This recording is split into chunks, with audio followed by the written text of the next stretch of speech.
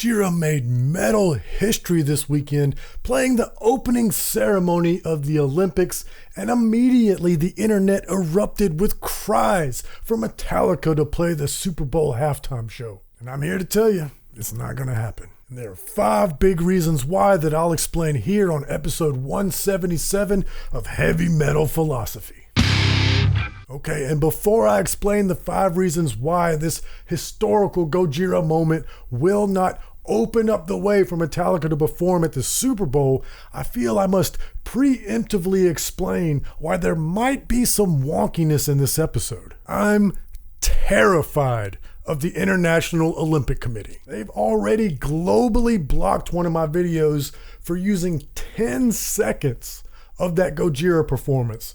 They didn't copyright strike it, they didn't claim it, which would have allowed the video to still be seen, but they would have earned all the revenue. They globally blocked the video, which means nobody can see it. I definitely won't be doing that again. I'm going to try to get away with using some still images and maybe some audio, but I really won't know if it's going to work until I upload it, so we'll see. They are easily the most draconian enforcers of their IP of any organization, even more than Nintendo. So anyway, back on topic. After Gojira absolutely destroyed the opening ceremony, the internet erupted in cries, saying that not only is this proof that metal is suitable for big events, but we should now have Metallica play the Super Bowl halftime show. This is something that we've been wanting for years, and this historical moment only renewed that outcry. And this includes some pretty high-profile names. For instance, here's Bad Wolves guitarist Doc Coyle on the matter. Quote, "France has Gojira play the Olympics, and we can't even get Metallica to play the Super Bowl," end quote. And here's the Magneto to Doc's Professor X, All That Remains frontman Phil Labonte. Quote, "Gojira plays to open the Olympics in France, but the NFL has yet to ask Metallica to play the Super Bowl," end quote. I'd love to see Metallica play the Super Bowl too, but there's a few problems. Number 5. After the Janet Jackson wardrobe malfunction incident, they are never going to take chances like that again. They are going to play it safe. And for sure, something like that would never happen with Metallica, but maybe something else would. And for us metalheads, we live in a bubble. We listen to death metal and black metal, so to us, Metallica is safe. I mean, they're played on classic rock radio, for God's sake, but to the people that make these kind of decisions, not safe. There's no way the Karens or the Biff Hinklebottoms or whatever people are in charge of this are ever going to take a chance like that. Bruno Mars is safe. And that's no disrespect and no shade to Bruno Mars. That Silk Sonic record is a masterpiece. I love that record. But what I'm saying is, the Super Bowl will only ever have pop acts or boomer classic rock bands forever. Number 4, Americans don't have the balls or the pride to ever do something like that. First, let me talk about the pride and then I'll get to the balls. When we're just a big and diverse country and we're spoiled by success. So much so that when we think about the biggest rock band in the world, we don't talk about them as an American success. We don't hold them in pride as Americans the same way that the French hold Gojira with national pride. We're just spoiled by success. To us, it's no big deal to have a successful metal band from America. We've got a ton of them. If I make a Metallica video on YouTube, there will be no one in the comments that's like, yeah, that's an American band. But if I talk about Gojira or Alcest, then the comments will light up with the Frenchmen expressing their pride. If I talk about a Spanish band or a Chilean band, you will see those countries' flags in my comments. Those people are proud of them. And, it's not just music either. If you watch the UFC, watch when the foreign fighters come to America. Watch when an Irish fighter or an African fighter or a Spanish fighter comes to America. Those people will fly over here to cheer on their fighter. The Americans, not so much. You're not going to see a big contingent of Americans flying to England to support the American fighter taking on the UK champion. You're not going to hear chants in the crowd from the Americans. Americans don't support their athletes the same way that Europeans do. It's not a big deal for us to have a big time American athlete the way that Europeans have pride in their big stars. And as for my comment about the balls, all you have to do is open up social media to see the litany of culture war bullshit that this opening ceremony has ignited. Everywhere you look, you're seeing people clutching their pearls because the color scheme was red and there was beheaded Marie Antoinette, and there happened to be one part of the ceremony where there was drag, or some dude riding a horse inexplicably caused people to get mad. To the French, this was no big deal, but to puritanical Americans, this was a huge scandal. Now, I will say, somebody told me after I got done recording this that this person here on the left in the black had their nutsack hanging out of their shorts during this part. And if that's true, yeah, that's not cool, but I don't see anything else offensive here. All right. Back to what I recorded previously. The French are proud of their culture. They are proud that they have a history of fighting back against their own government. Now, we pay lip service to our rebellious history on July the 4th, but in today's day and age, when the government absolutely poops on us, takes our own money to pay for said pooping on, all we do is cry about it on social media, or maybe go hold hands in traffic and make people late for work.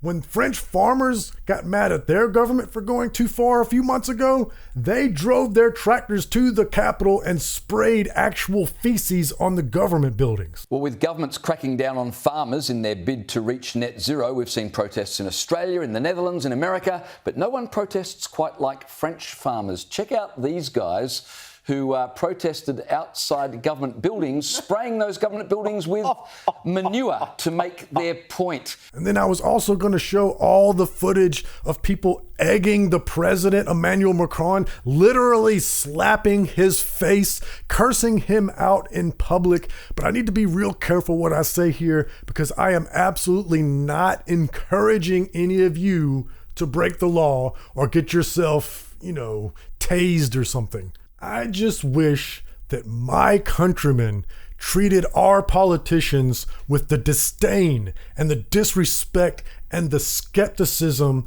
that they deserve. These people are beneath us. They are the worst of us. They are swine. And I'm not just talking about the ones that I don't agree with. The ones that say something that I might agree with, they're lying to us to get our vote. They are every single last one of them terrible, awful people. I'm a farmer myself, so I find manure to be far more valuable than any politician. But let me move on to the next point before I go too far or turn what should be a celebration of what Gojira did into something political. Number 3, the Olympics are a cultural event. And so the French rightly celebrated their own culture and history. But America is so big and so diverse. It's really a few dozen countries under one unified federal government. I don't think people from outside of America really realize how long it would take you to drive across this country and how many different biomes and cultural centers that you would go through along the way. I have very little in common with somebody from Seattle or Chicago, other than maybe we speak the same language. So what unified culture would we celebrate in a few minutes that represents the whole of America? Here we do things far more regionally. For instance, Boston has quite a unique culture, and if the Olympics were in Boston, it would be more Boston culture that gets celebrated than it would be some sort of nebulous American thing. You can see this in YouTube comments too. If I make a video about Enforced, for instance, no one in the comments would be like, yeah, good American band. They would talk about them being from Virginia. But what if the Super Bowl was in San Francisco?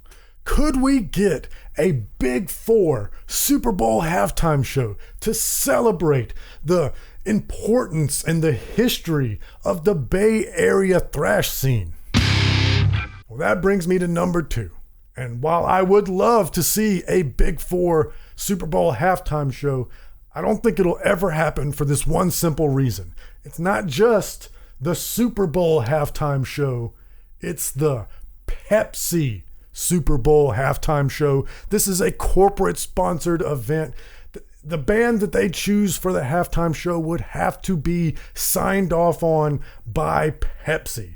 And while I was pretty surprised that they once got Dr. Dre and Snoop Dogg to perform, which, by the way, is thanks in large part to Jay-Z being one of the top members of the organization that puts on the halftime show. The fact is, Snoop Dogg has been mainstream for decades. He did a cooking show with Martha Stewart, who has factually done more prison time than Snoop Dogg has. Snoop Dogg is a well-established and known quantity when it comes to advertisers. He is a veteran spokesperson for corporations, and that's no shade at Snoop Dogg. Get that money, man. But what I'm saying is, if you think Middle America lost their mind about Gojira, the band that wants us to love each other and save the whales and save the rainforest, how do you think they'll react to the band that wrote Leper Messiah or The God That Failed? Pepsi